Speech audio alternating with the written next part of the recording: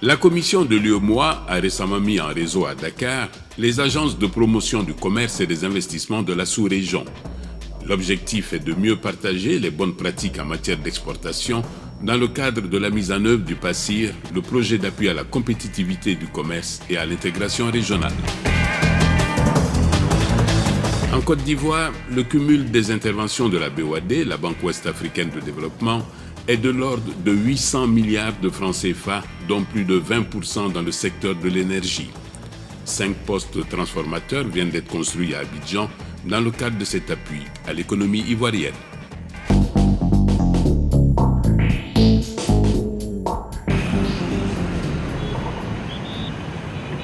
Huit États membres et un taux de croissance moyen estimé à 7,1% en 2016, l'UEMOA est aujourd'hui considéré comme un exemple abouti du processus d'intégration régionale en Afrique.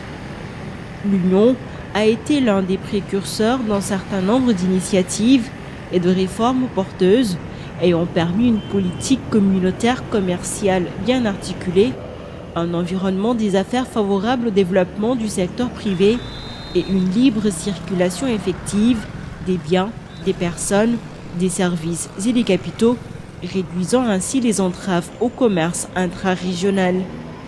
En matière de levée des obstacles, des efforts ont été faits.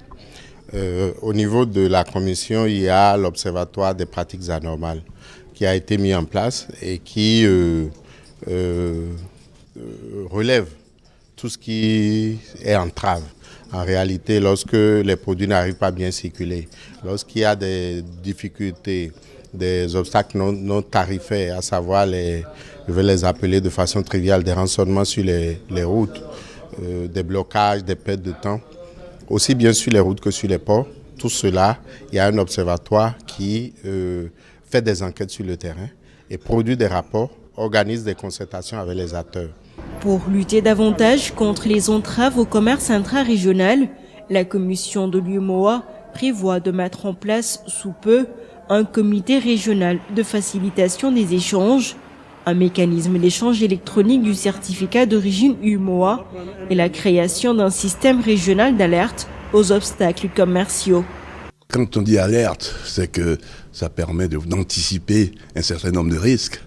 Et je crois que comme il n'y avait pas de système d'alerte, on subissait les risques puisqu'on les anticipe. Il a déjà été expérimenté en Côte d'Ivoire et on va le généraliser aux autres pays.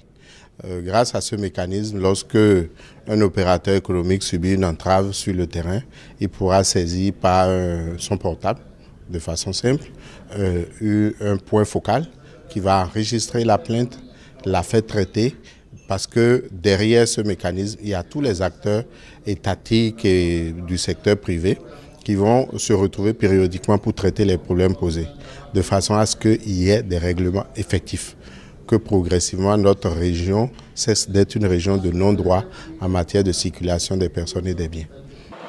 Le système d'alerte aux obstacles commerciaux sera créé dans le cadre de la mise en œuvre du PASSIR UEMOA, le projet d'appui à la compétitivité du commerce et à l'intégration régionale, lancé en février 2017 à Ouagadougou, au Burkina Faso. C'est un projet de 18 mois financé à hauteur de 3 millions d'euros, soit 2 milliards de francs CFA, par l'Union européenne dans le cadre du PIR, le programme indicatif régional de l'UEMOA. Le PIR est lui-même financé sur le 10e FED, le Fonds européen de développement. Le PASSIR UEMOA a pour objectif de promouvoir le commerce et faciliter les échanges intra-régionaux et interrégionaux pour une insertion accélérée et durable de l'Afrique de l'Ouest dans l'économie mondiale. C'est un programme d'appui à la compétitivité commerciale et à l'intégration régionale. Et comme vous le savez, quand on crée une zone économique comme notre sous-région, qui est une union douanière, qui est un marché commun, ce qui est capital, surtout que nous avons une monnaie commune, c'est de veiller à ce que nous puissions échanger le maximum de produits entre nous. Donc il y a plusieurs initiatives au niveau de la commission de l'UEMOA pour favoriser cette promotion des produits intérieurs qui sont beaucoup plus compétitifs, étant donné que nous sommes dans une région où, comme je le rappelle, nous avons une monnaie commune.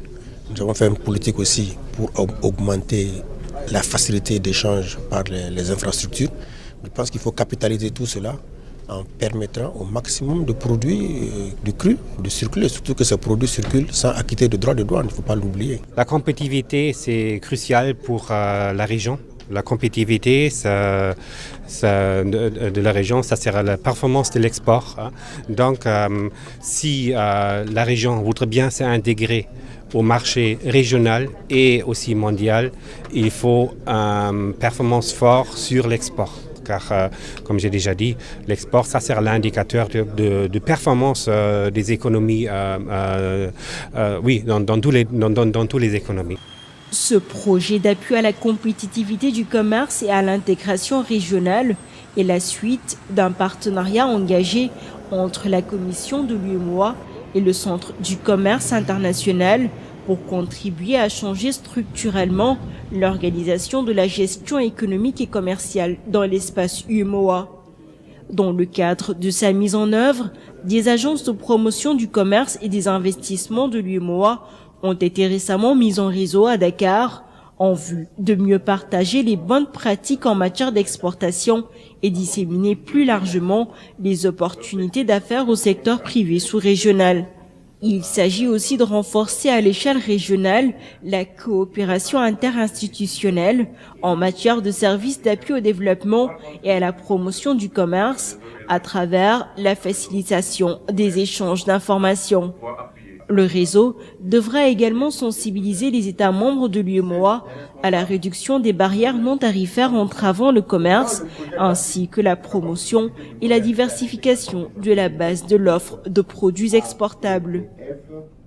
Il s'agit pour nous maintenant de faire un recensement de certains produits et de voir comment dans la région UEMOA nous pouvons offrir à l'exportation des quantités et de produits à des qualités requises.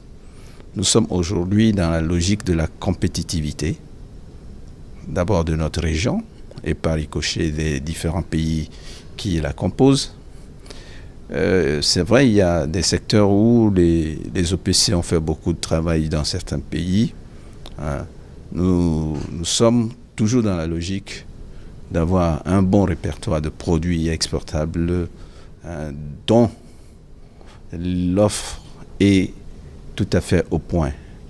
Aujourd'hui, beaucoup de pays exportent pratiquement les mêmes choses, mais il serait bien qu'on puisse connaître les quantités exactes pour pouvoir proposer au marché, aux différents marchés que nous convoitons individuellement, ces quantités-là d'un seul trait. L'intérêt, c'est qu'en se regroupant, on puisse bénéficier des best practices, comme on le dit, des meilleures expériences des partenaires qui ont réussi du réseau. Ça, c'est important. Le deuxième élément, ça permet de mutualiser un certain nombre de moyens pour avoir des financements auprès des organismes intermédiaires, parce que les États ne peuvent pas tous soutenir. Et je pense que ça permettra à tous regroupés de pouvoir mobiliser des fonds pour des programmes de promotion des exportations, notamment au niveau des petites et moyennes entreprises, où se trouvent vraiment les gisements d'emploi au niveau de l'Afrique. C'est un constat que nous avons eu à faire, c'est-à-dire le faible niveau d'échange intracommunautaire. Donc il a été relevé que le niveau d'échange communautaire est vraiment plus proche de 10 que de 20. Donc c'est ce constat qui a amené la commission de l'UEMOA en relation avec le Centre de commerce international et sur un financement de l'Union européenne d'entreprendre un projet qui permet de mettre en place ce réseau, qui est un réseau qui est destiné à faciliter les échanges entre les structures qui sont en charge de la promotion du commerce pour leur permettre de dynamiser, donc d'améliorer l'offre intra-régionale. Donc, comme cela a été dit, d'éviter que l'on se fasse des concurrences et surtout de permettre aux uns aux autres de promouvoir les produits qui peuvent être compétitifs sur le marché communautaire. À l'occasion de cet atelier de lancement du réseau, les organismes de promotion du commerce ont bénéficié de 2 formations. L'une en collecte de la formation commerciale et l'autre en digitalisation de produits en ligne. Cette dernière formation vise à faciliter l'alimentation du portail d'information commerciale régionale et la plateforme de commerce en ligne qui est en cours de création. On a constaté qu'il y a un défaut d'accessibilité à l'information Et donc, pour remédier à cela, on s'est dit que c'est bon d'avoir sur un seul site, réuni et regroupé sur un site, l'ensemble des informations utiles à l'opérateur économique. Donc, le portail vient à point nommé pour résoudre le problème d'accessibilité de l'information, la transparence de l'information dans l'information commerciale et puis permettre aussi une prévisibilité de l'information au niveau des opérateurs économiques. Donc l'accessibilité, on aura tous les tests communautaires qui régissent les échanges réunis sur un même site, d'accord ? Et pour permettre la transparence, donc tout opérateur économique, où qu'il soit, il peut accéder à l'information et avant de faire son opération et ses échanges, il a l'information nécessaire qui lui permette de faire correctement ses opérations commerciales. Avec le PACIR UEMOA, la Commission de l'UEMOA, l'Union européenne et le Centre du commerce international joignent leurs efforts pour accélérer la dynamique d'intégration régionale, en particulier dans le commerce, de la mise en place de l'accord de partenariat économique entre l'Afrique de l'Ouest et l'Union européenne, afin de délivrer des produits et services répondant aux attentes de la sous-région en matière de commerce et de compétitivité. Les APE, beaucoup d'opérateurs économiques de notre espace le redoutent. Pourquoi? Ils le redoutent simplement parce que si vous n'êtes pas préparé pour produire, pour commercialiser, c'est comme si vous travaillez seulement pour que les autres viennent envahir votre marché. Alors que ce programme travaille à ce que nous ayons d'abord l'appropriation de notre marché. C'est pour ça que ce réseau a toute sa raison d'être. Parce qu'ils vont apprendre à travailler ensemble, à se passer des informations, à faire la promotion des produits fabriqués dans la zone, de façon à ce que, avant de penser importer hors zone, on aura déjà épuisé les possibilités d'échange intracommunautaire. Et ça, seuls les réseaux, la mise en réseau des offices de promotion commerciale peut permettre d'y arriver. Par ailleurs, le projet appuiera la mise en place d'une plateforme d'intelligence économique ainsi que l'élaboration d'études visant la mise en place d'un code-barre pour favoriser la traçabilité des produits de la sous-région et la création à terme d'une bourse régionale des produits vivriers.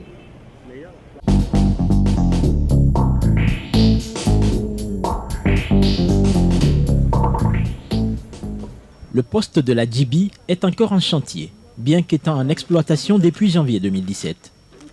Quelques travaux de finition sont en cours sur le site, situé à une quinzaine de kilomètres du centre-ville d'Abidjan, le plateau. D'un côté, les ouvriers pour les travaux d'embellissement et de l'autre, l'équipe d'exploitation conduite aujourd'hui par Joachim Agoualé, au compte de la CIE, la compagnie ivoirienne d'électricité, en charge de l'exploitation des moyens de production, de transport, de distribution, d'importation et d'exportation de l'énergie électrique en Côte d'Ivoire. Exactement, nous avons l'exploitation du poste à main. Et les matins, quand on arrive, tu fais un coup d'œil sur les anomalies, la gestion des anomalies, les incidents. Bon, mais on recense tout ça là et puis bon, on fait des manœuvres qu'il faut. Encore que c'est un poste numérique, tout se passe sur le PO, il n'y a pas de contraintes, pas de difficultés. Le poste de la Djibi, depuis sa mise en service, a permis de décharger 2 autres postes de la capitale ivoirienne, ceux d'Abobo et de la Riviera, qui avaient atteint leur niveau maximum d'exploitation depuis 2014. Il approvisionne désormais en électricité plusieurs quartiers dans 3 grandes communes d'Abidjan. Le poste a été construit dans le cadre du projet de renforcement de réseaux de transport et de distribution d'énergie électrique de la Côte d'Ivoire Énergie, la Société nationale d'énergie du pays, qui a pour mission d'assurer le suivi de la gestion des mouvements d'énergie électrique ainsi que la maîtrise d'œuvre des travaux revenant à l'État ivoirien. Ici, je crois que ce poste permet d'alimenter 2 grandes communes. Maintenant, dans ces communes, on a des sous-quartiers. Les sous-quartiers qui sont concernés par ce poste. Nous avons le sous-quartier de la Palmeraie, Cocody Palmeraie, le quartier d'Angré. Angré, on a le quartier d'Abobo. Abobo, on a le plateau de Cuy. On a, Riviera Palmeraie, Angré, Abobo, le plateau de Cuy et puis une partie de Bingerville aussi. Ce poste permet aussi de pouvoir décharger Bingerville, qui est une ville périphérique, qui est à la périphérique d'Abidjan, mais qui fait partie du Grand Abidjan aujourd'hui.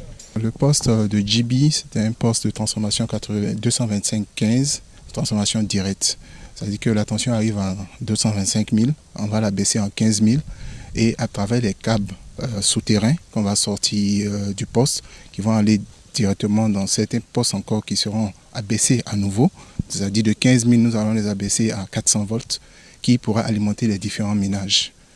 Voilà un peu dans le sens de ce poste-là, parce qu'aujourd'hui, les ménages, pour qu'ils aient du courant potable, si vous voulez, potable, je ne sais pas si c'est le terme qu'il faut, mais du courant qui pourra leur permettre d'alimenter tout ce qu'ils ont comme équipement chez eux, sans les endommager. On a la possibilité de faire l'extension du poste, puisque vous avez visité un peu, vous voyez que le site il est vraiment grand. Aujourd'hui, ce poste, nous avons fait une transformation directe, 225-15 000. On pourra faire l'extension si on veut ajouter la travée 90 000 ou la travée 30 000. Donc il y a cette possibilité de faire l'extension du poste.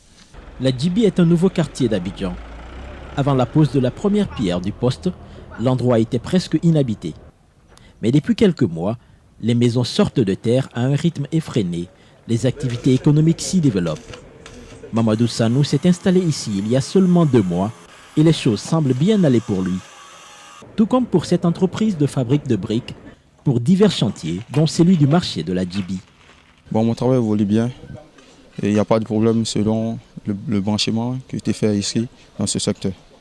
Et tout se passe à merveille. Le courant est très stable ici dans le secteur. Bon, en tout cas, sur nos revenus, on pense qu'on gagne encore plus mieux avec le courant parce que c'est très performant. Ça ne nous met pas en retard selon le travail. Et quand on a le travail à faire, ça va vite. Parce qu'un coin où il n'y a pas un courant qui est très performant, on n'arrive pas à bien travailler. Et selon nos travail, il faut un courant qui est très fort. Et ici, on a trouvé le plus meilleur de courant. Ça nous a permis de s'en sortir un peu. Parce qu'au fait, on était en chômage. Donc dès que c'est arrivé net, mon patron a mis un peu la main en place la machine pour qu'on puisse un peu nourrir un peu notre famille, se souvenir un peu de nos besoins. Donc depuis fort longtemps, on attendait cela. Bon, je remercie la direction générale de l'électricité à Saint-Cyr à nous. Donc, on a commencé comme ça. Comme c'est une machine, sinon si ça attend que nous, on peut faire au moins 5 000 briques à 4 000 briques par jour.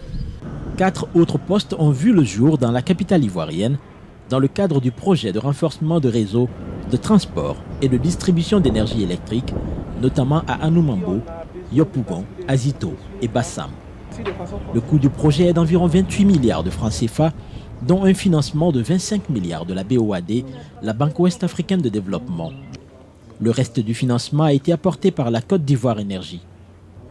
À terme, ce projet devrait permettre de porter le taux d'électrification à 44% dans l'ensemble du pays en 2025, contre 23% en 2011, et celui d'Abidjan à 80%, contre 50% en 2011. Grâce à cet appui de la BOAD, nous avons pu améliorer de façon considérable la qualité de l'électricité sur Abidjan. Mais en plus, nous avons, comme je l'ai dit tout à l'heure, nous avons aussi focalisé, je dis, tout ce qui est amélioration de la qualité sur Abidjan de façon principale, mais sur tout le pays. Et donc, également, avec le remplacement, l'augmentation de capacité, donc de transformation sur plusieurs villes du pays, à Bango, à Nibileko, Yamsoko, Kossou, Bundiali, Aboubakro, donc Veracini, Man.